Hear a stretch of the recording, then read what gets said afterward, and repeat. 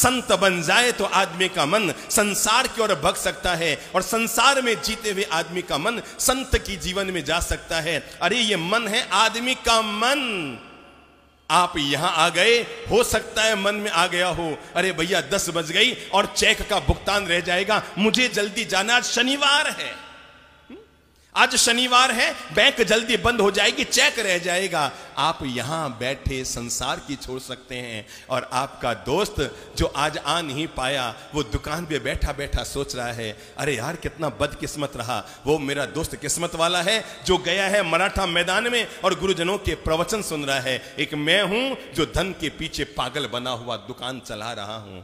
सोच लो, सोच लो, कोई दुकान में बैठा भी प्रवचन सुन रहा है और कोई यहां बैठा भी दुकान चला रहा है, यह आदमी का मन है।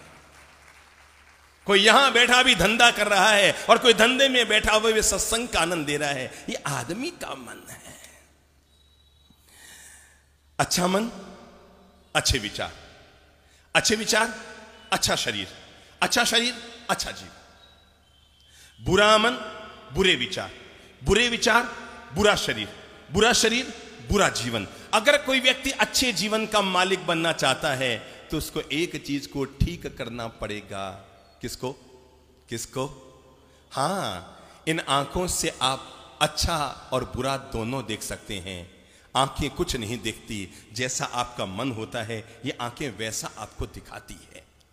हां, इन जबान से आप गीत भी गा सकते हैं, गालियां भी निकाल सकते हैं, गालियां भी जबान नहीं निकालती। मैं आपको फिर कह दूं, कभी भी अपने जबान को दोष मत देना कि मेरी जबान ने गालियां निकाली। न तो गालियां जबान निकालती है, न गीत जबान गुनगुनाते हैं। दोनों काम कौन करता है इसके अंदर बैठा आदमी का?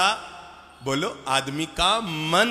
हां मेरे भाई, न तो ये पांव कभी मंदिर जाते हैं, न ये पांव कभी मदिरालय जाते हैं। इन पांवों को मंदिर में ले जाने वाला भी कोई और है, मदिरालय में ले जाने वाला भी कोई और है, और उसी का नाम क्या है? आदमी का मन।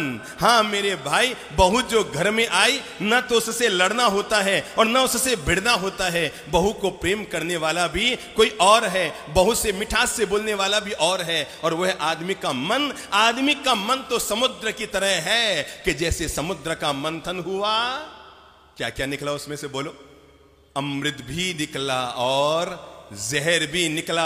दोनों एक ही जगह से निकल कर आए। इसी समुद्र, मन के समुद्र में से जहर निकलता है, मन के समुद्र में से अमृत निकलता है। आदमी का मन है भाई, आदमी का मन जैसा होगा आदमी का मन, वैसा ही होगा आदमी का जीवन। आओ आज हम 3 बातें समझेंगे। सबसे पहला मैं अनुरोध कर रहा हूं, एक बहुत प्यारा शब्द है भगवान श्री महावीर का, जिसका नाम है लेश्या मंडल। दुनिया में 2 धर्म के पवित्र मार्ग अगर धरती पर किसी ने दिए तो भगवान श्री महावीर ने दिए। नंबर 1 जिसका नाम है 14 गुण स्थान, और नंबर 2 लेश्या मंडल, 6 लेश्याएं। जैसी जैसी व्यक्ति की मनस्थिति होती है वैसे वैसा व्यक्ति का ओरो, वैसा व्यक्ति का आभा मंडल बनता रहता है। जब जब हम क्रोध में होते हैं, जब जब हम कषाय में होते हैं, जब जब हम काम में होते हैं, जब जब हम वैर विरोध में होते हैं, जब जब हम एक दूसरे के लिए टिप्पणी कर रहे होते हैं, जब हम आक्रोश में होते हैं, तब हमारा आभा मंडल। आपने कभी महापुरुषों का चित्र देखा होगा, और चेहरे के पीछे क्या होता है? एक गोल, दिमाग में लाओ, महापुरुषों के चेहरे के पीछे क्या होता है? एक गोल आभा मंडल। विज्ञान कहता है यह आभा मंडल केवल महापुरुषों के लिए नहीं, प्रत्येक प्राणी मात्र के शरीर के चारों तरफ आभा मंडल होता है, और जैसे जैसे उसके विचार होते हैं वैसे वैसे आभा मंडल अपना रंग बदलना शुरू कर देता है। अगर आपके मन में क्रोध के विचार हैं, आपका आभा मंडल काला हो जाएगा। आपके मन में काम भोग के विचार हैं, आपका आभा मंडल काला धुंधला होना शुरू हो जाएगा। आपके मन में किसी फूल को देखकर तोड़ने के विचार हैं, आपका आभा मंडल काला हो जाएगा। आपके मन में किसी के पैसे चुराने, छिपाने, दबाने के भाव है, आपका आभा मंडल विकृत हो जाएगा। आपके मन में किसी सड़क पर चलती हुई महिला को देखकर अगर गलत विचार पैदा हुए, यकायक गिरगिट के रंग बदलने में वक्त लगता है, पर आभा मंडल उससे पहले बदल जाता है। इधर विचार बदले, इधर आदमी का आभा मंडल बदलता रहता है। दुनिया में एक महान फोटोग्राफी का जन्म हुआ है जिसका नाम है किर्लियान फोटोग्राफी। क्या नाम है? शब्द ध्यान में ले लो, किर्लियान फोटोग्राफी। और वो किर्लियान फोटोग्राफी काम यही करती है, आप ध्यान करने बैठे, साधना करने बैठे, किसी गुरु के सानिध्य में बैठे, सामायिक करने बैठे, मंदिर में बैठे और बैठने से पहले उस कैमरे से फोटो खिंचाओ।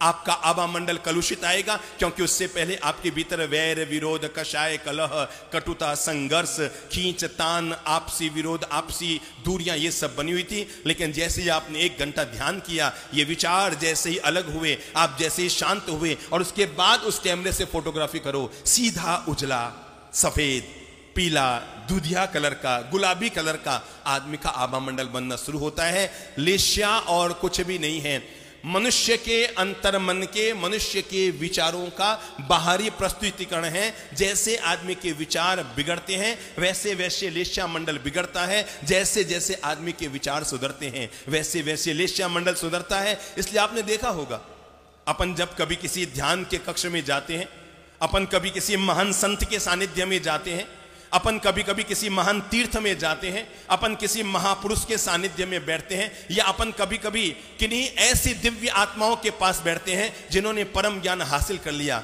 तो हमें एक विशेष प्रकार की शांति मिलती।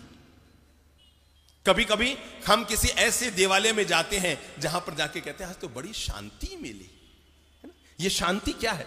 जहां हम गए वहां का आभा मंडल इतना निर्मल और पवित्र था कि उसके पास बैठने मात्र से हमारा आभा मंडल प्रभावित हुआ और हमारा आभा मंडल भी निर्मल होने लग गया। देखो, ये गोलाकार आभा मंडल होता है, घूमता रहता है प्रत्येक प्राणी मात्र के। अभी मेरे भी पीछे एक आभा मंडल है, आपके पीछे भी एक आभा मंडल है। और आजकल तो भगवान श्री महावीर ने 2500-2600 साल पहले मानवता को कहा था कि हर आदमी के पीछे आभा मंडल होता है। आज विज्ञान ने सिद्ध कर दिया, प्राणी मात्र अपना आभा मंडल लिए रहता है। ये पहचान है। आदमी अगर जीवित है उसकी फोटोग्राफी करो, भले वो घायल है कि मूर्छित है, भले होश नहीं है, कोमा में है, तब भी उसका आभा मंडल फोटो आएगा। लेकिन जैसे ही शरीर में से प्राण निकल जाएंगे, कल्याण फोटोग्राफी करोगे, आभा मंडल खत्म हो जाएगा। हम जीवित हैं, इसकी पहचान है हमारे पीछे का एक आभा मंडल। और इसलिए आपने कई बार देखा होगा, हम कभी कभी ऐसी जगह पे पहुंच जाते हैं जहां पहुंचने मात्र से मन में कषाय जगते हैं, वैर विरोध जगता है, दूरियां जगती है। कभी कभी हम ऐसी जगह पे पहुंच जाते हैं जहां पहुंचने मात्र से शांति मिल जाती। जैसे मैं उदाहरण के तौर पर बताऊं, जोधपुर में संबोधि धाम है जो हमने साधना स्थली बनाई। आप में से कई लोग गए होंगे ना, है? कौन कौन गए? हाथ खड़ा करो। शाबाश, इतने सारे लोग हैं। ठीक है, अगर आप लोग वहां गए हैं तो आपने देखा होगा ऊपर एक ध्यान केंद्र बना हुआ है। मैं आपको बताऊं, उस ध्यान केंद्र में अब तक 1 लाख से ज्यादा लोगों ने घंटों, दिनों, महीनों तक बैठकर साधना के प्रयोग किए। तो लोग वहां जाते हैं, बाकी सब देख कर आते हैं, आनंद लेते हैं, लेकिन जैसे ही साधना सभागार में पहुंचते हैं, बाहर आके कहते हैं साहब बड़ी शांति मिली। क्या कहते हैं? बड़ी शांति मिली। मैं आपको बताऊं, कोई ईंट चुने पत्थरों से शांति नहीं मिलती है।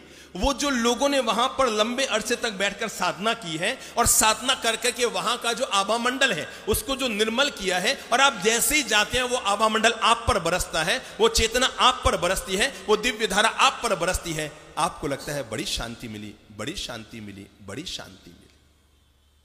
आज हम एक काम करेंगे, अपने अपने लेश्या मंडल को पहचानेंगे। देखो, मैं आपको अभी बताऊंगा, आपको खुद को एहसास होगा, मेरा जो पीछे का चक्र है वो काला है, वो नीला है, वो गुलाबी है, वो कबूतरी रंग का है, वो दूधिया रंग का है, या बिल्कुल शुक्ल है। अभी आप खुद एहसास करेंगे कि मेरा आभा मंडल कैसा है। मेरे विचार मंडल के आधार पर आपका अपना आभा मंडल निर्मित होता रहेगा।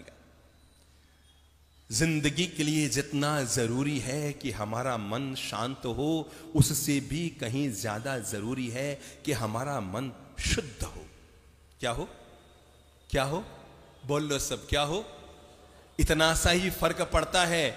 जिस राम का मन शुद्ध होता है वो अपनी शक्ति से भगवान बन जाता है, और जिस रावण का मन अशुद्ध होता है वो उसी शक्ति से शैतान बन जाता है। यह आदमी के मन और चित्त के शुद्ध और अशुद्धता पर निर्भर करता है। आदमी के जैसे विचार दशाएं होती है, आदमी की उधेड़ बुन वैसे चलती रहती है। इसलिए सबसे पहली अगर कोई जरूरी है तो क्या जरूरी है? बोल लो तो, अपने मन को शुद्ध कर लो। हर एक महिला का प्रश्न, बाप जी माला जपूं, हमारा मन को नहीं लगे, है ना? 2 मिनट तो अपन माला जपते। देखो, दिमाग में लो, सब लोग ध्यान में लो। अपन जाप करने बैठे, ध्यान करने बैठे, माला करने बैठे, 2 मिनट, 3 मिनट, खींच तान के 4 मिनट, और उसके बाद क्या होता है? हाथ में तो माला रहती है पर विचार की उधेड़ बुन चलनी शुरू हो जाती है, और विचारों ही विचारों में हम पूरी दुनिया की इतनी यात्रा करके आ जाते हैं। मन बड़ा विचित्र है, मंदिर में जाओ तो घर जाता है, घर में जाओ तो मंदिर जाता है, दुकान जाओ तो बीबी के पास जाता है, बीबी के पास जाओ तो धंधा याद आता है, धंधे में जाओ तो बच्चों के पास जाता है, बच्चों के पास जाओ तो माँ बाप याद आते हैं, माँ बाप के पास जाओ तो वापस बीबी याद आती है। मन बड़ा विचित्र है।